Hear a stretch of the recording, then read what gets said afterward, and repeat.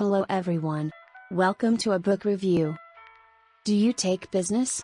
Or economics? Perhaps you have an interest in the field of medicine? Want to know a dangerous, and bloody get-rich-quick scheme? Then this book may be for you. Revolving around the rise of the scandalous health tech company, Theranos, to a billion-dollar powerhouse, Bad Blood by John Carreyrou carries on about stories of different interactions of hundreds of people, employees and non-employees.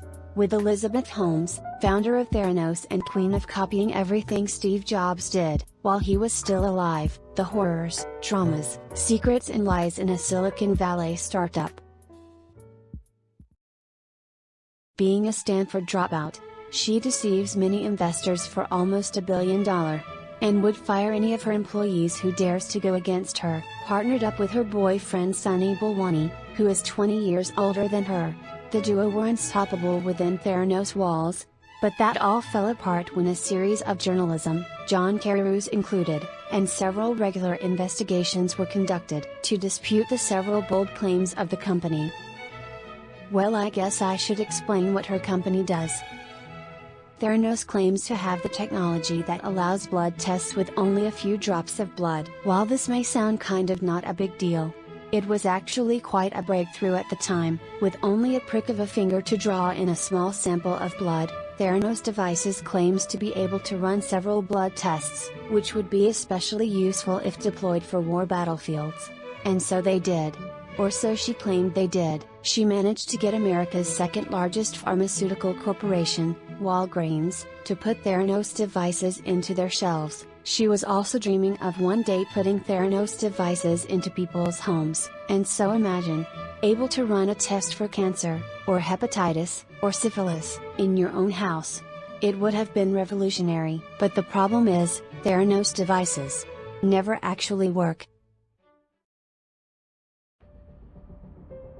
Elizabeth Holmes' intense fear of needles led to her insisting that her technology must only consist of having to prick your finger for a small drop of blood, and her Theranos Mini Labs, which is a small box, advertised as being able to run over 250 blood tests, including several immunoassay tests. The problem is that it is impossible to accurately run that many blood tests on such a small sample of blood. Pipette glasses in the Edison would often break and blood would just spill everywhere. The Edison would malfunction all the time, leading to lab technicians having to give out false results.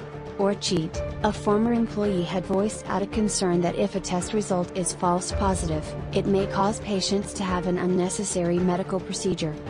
But the scariest scenario is if a result is false negative, a patient with a serious health condition may go undiagnosed and die. Even when countless of employees voice their concerns on these life-threatening issues, Elizabeth Holmes and Sunny Balwani refuses to acknowledge these problems and instead would call out their employees for not having the vision, and use fear to silence their employees from speaking up. Holmes, simply, cannot accept the harsh truth that her vision is merely science fiction. I actually chose this book initially because I developed an interest on Elizabeth Holmes when hearing about her in a podcast. Her story of fraud and conspiracies compelled me to do research for fun and watch the HBO documentary of her. While this book does mention a lot about medicine and health, a field of knowledge I plan on majoring in, when reading it, I would skip parts of when they start talking about the scams or the lawsuits, because I simply do not get it. It seems my brain is too small to comprehend the concept of money, but nevertheless, this true crime thriller is extremely entertaining. The 18th chapter, called The Tip, where Carreyrou started his investigation into Theranos, was especially my favorite. And the 12th chapter on Ian Gibbons' suicide was something that hit me very hard, giving this book a much more heavy feel to it. Elizabeth Holmes was someone who had potential. Someone who was thought was revolutionizing healthcare. It was fair to say she was about to change the world. And she would have, if only her technology worked out the way she dreamed it would be. But eventually, she lost her way. Somewhere between the line, she has forgotten the actual mission of her company in the first place. A world in which no one would have to say goodbye too soon. As the lies keep piling up, Holmes was getting more paranoid, firing and threatening employees and former ones with lawsuits. And at last, the empire that she had built for over 10 years have fallen. Elizabeth Holmes, who Forbes once named as the youngest and wealthiest self-made female billionaire in America, became what Fortune called one of the world's most disappointing leaders, after the Wall Street Journal article revealed potential frauds on Theranos claims. The healthcare company went from having an estimated value of $9 billion to zero.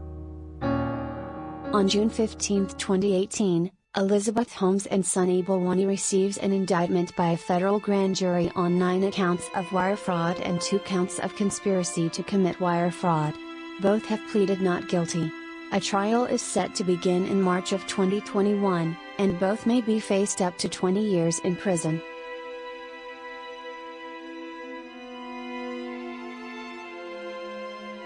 Well, that concludes my review video. Hope you guys enjoyed it. Thank you for watching.